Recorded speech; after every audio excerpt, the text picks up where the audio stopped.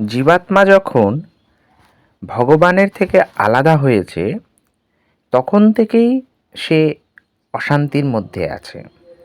আর এর প্রধান কারণ জীবাত্মার কর্ম। কর্ম ভালো ও মন্দ দুই প্রকারের হয়, আর এই কর্মের নিরিখেই আজ জীবাত্মার এই অশান্তির মধ্যে বিরাজমান হওয়া। হ্যাঁ, রাধে রাধে বন্ধুরা। শ্রী রাধা ঠাকুরানীর কৃপাকুঞ্জ প্রত্যেককে শুভেচ্ছা এবং যথাযথ প্রণাম জানিয়ে আজকের পরিবেশনায় সরাসরি প্রবেশ করছে। আজকের পরিবেশনা কর্মই প্রধান। চলুন শুরু করা যাক। কর্মই প্রধান, সত্যি তাই। কর্মের ভালো মন্দ দুই প্রকারভেদ রয়েছে। ভালো কর্মের জন্য ভালো কিছু প্রাপ্ত, আর মন্দ কর্মের জন্য মন্দ কিছু প্রাপ্ত। এ তো স্বাভাবিক। ভালো কর্মে শান্তি, খারাপ কর্মে অশান্তি, এটাই বাস্তব। ভগবান সকল প্রাণীর জন্মদাতা, অতএব সকল প্রাণী ভগবানের সন্তান সমান। যখন এক প্রাণী অন্য প্রাণীর অহিত করে তখন ভগবান মায়া দ্বারা তাকে শাস্তি দেয়। যে প্রাণী অপর প্রাণীর হিত করে তাকে মায়াও সহায়তা করে, তথা ভগবান তাকে ধর্ম, অর্থ, কাম, মোক্ষ এই চারটি প্রদান করে তাকে সুখ প্রদান করে। যে জীব অন্য জীবদের ভগবানের ঘরে পৌঁছানোর জন্য হিত করে, অর্থাৎ শাস্ত্র দ্বারা বর্ণিত কথা শুনিয়ে মানবকে ভগবানের ভক্তির দিকে এগিয়ে দেয়, তার উপর ভগবানের অপার কৃপা বর্ষণ হয়। শিবজি নিজের অর্ধাঙ্গিনী অর্থাৎ উমাকে বলছেন, পরহিত সরিস ধর্ম নহি ভাই, পরপীড়া সম নহি অধমাই। মানব দ্বারা কর্ম হয়, আর কর্ম বিনা জীবনযাপন একদমই হতে পারে না।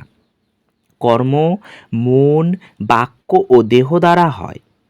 আর তিন প্রকারের কর্ম রয়েছে: এক সঞ্চিত, দুই প্রারব্ধ, তিন ক্রিয়মান। মানব ছাড়া অন্য কোনো প্রাণীর দ্বারা কর্ম তৈরি হয় না, কেবলমাত্র মানবই কর্মবন্ধনে বাধিত হয়। 84 লাখ যোনি এই মানবই ভুগে এসেছে, যার মধ্যে কয়েকবার মানব শরীর হয়েছে, তখনও সে 3 প্রকার কর্মই করেছে। এই সকল কর্ম সঞ্চিত হয়ে তার এক অংশ প্রারব্ধ রূপে পায় ও জীব উহা ভোগরত জীবনযাপন করে। আর যখন প্রারব্ধ কর্ম সমাপ্ত হয় তখন মৃত্যু হওয়ার পর স্বভাব অনুসারে যেমনি মনের ভাব হয় সেই অনুসারে আবার অন্য শরীর প্রাপ্ত হয়। পুনরায় যখন মানব শরীর প্রাপ্ত হয় তখন এ ক্রিয়ামান যে কর্ম করে, যা তার সঞ্চিত কর্মের সঙ্গে যুক্ত হতে থাকে। পুনরায় এই সঞ্চিত কর্মের থেকে এক অংশ প্রারব্ধ রূপে সে পায়। এই প্রকার এই 84 লাখ যোনি চক্রাকারে চলতে থাকে। এই চক্রাবর্তন চলতেই থাকে। কখনো যদি সুকৃতি উদয় হয় তখন ভগবানের কৃপায় মানবের সাধুসঙ্গ প্রাপ্ত হয়। তখন মানব সদ্গুরুর শরণাপন্ন হয়, আর সদ্গুরুদেব ভগবানের হাতে ওই জীবকে সমর্পণ করে দেয়। ভগবানের হাতে পৌঁছানোতে উহার যে জন্ম জন্মান্তরের সঞ্চিত কর্ম রয়েছে তা জ্বলে ভস্ম হয়। ভগবানের বাক্য, সম্মুখ হই জীব মহি জবহি, জন্মকোটি অঘ নাশহি তবহি। এখন প্রারব্ধ কর্মের দ্বারা তার জীবন চলতে থাকে। যদি ক্রিয়ামান কর্মকে সামলানো যায় তাহলে তার জন্ম মৃত্যুর যে দারুণ দুঃখ সর্বদা এর জন্য সমাপ্ত হয়ে যাবে। অর্থাৎ প্রেম ভক্তি হরিনামের দ্বারা অন্তঃকরণ থেকে শরণাপন্ন হয়ে যায়, তাহলে এই মানব বা এই মানুষ নিজের আসল ঘর অর্থাৎ ভগবানের কোলে চলে যায়।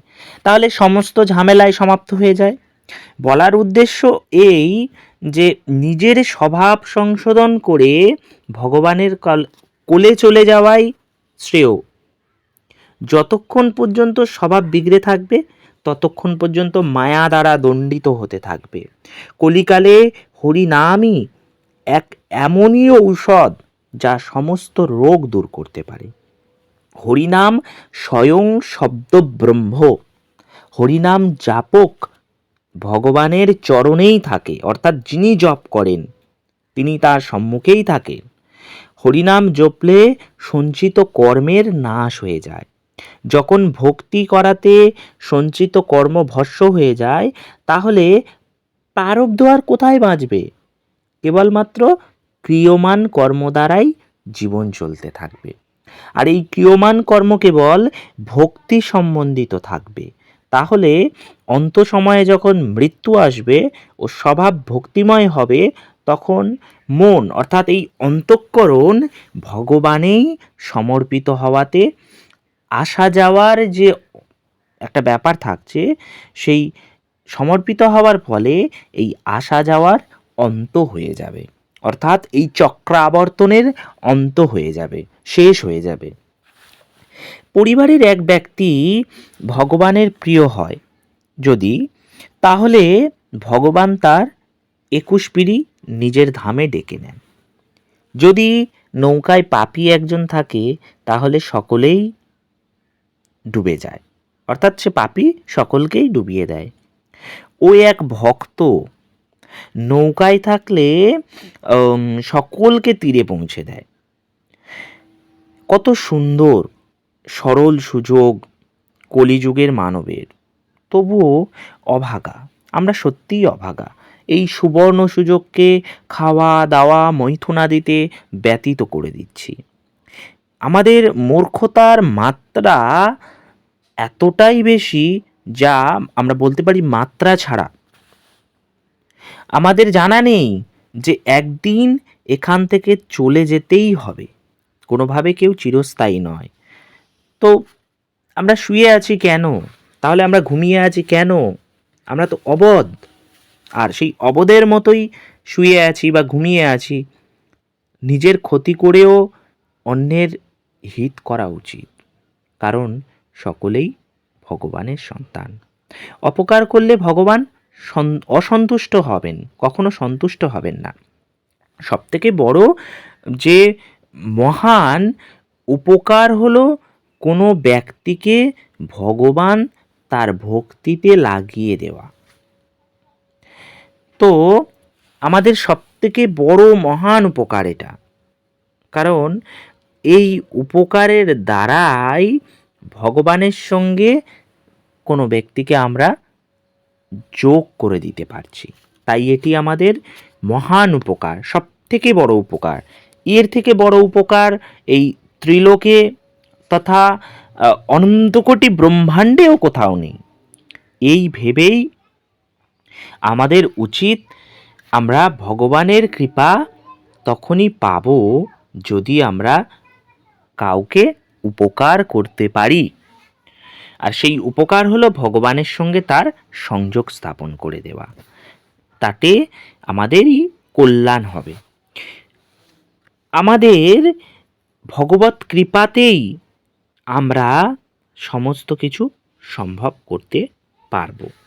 তো তাই আমাদের প্রত্যেককেই সেই কর্ম করতে হবে যে কর্মের দ্বারা আমরা মানব জাতির তথা সকলেরই উপকারে লাগব। কি উপকার? না সেই উপকারটি হলো ভগবানের সঙ্গে সংযোগ স্থাপনের কাজটি আমরা করার চেষ্টা করব। আর যদি ভগবানের সঙ্গে একবার তাদের সংযোগ স্থাপনে আমরা সহায়ক হয়ে উঠতে পারি, তাহলে ভগবত কৃপা আমাদের অবশ্যই প্রাপ্তি হবে। তার জীবন তো কল্যাণময় হবেই, সেই সঙ্গে এই মহৎ কর্ম করার জন্য আমাদের জীবনও কল্যাণময় হয়ে উঠবে এবং ভগবত সান্নিধ্য আমরা লাভ করতে পারবো, ভগবত কৃপা আমরা লাভ করতে পারবো। তো তাই আজকে আমাদের পরিবেশনা কর্মই প্রধান, অর্থাৎ কাজ। তাহলে কি কর্ম বা কি কাজ? না, ভগবত সেবা, অর্থাৎ ভগবানের সন্তুষ্টি বিধান তথা ভগবানের চরণে বা ভগবানের সেবায় কাউকে আমরা নিয়োজিত করছি।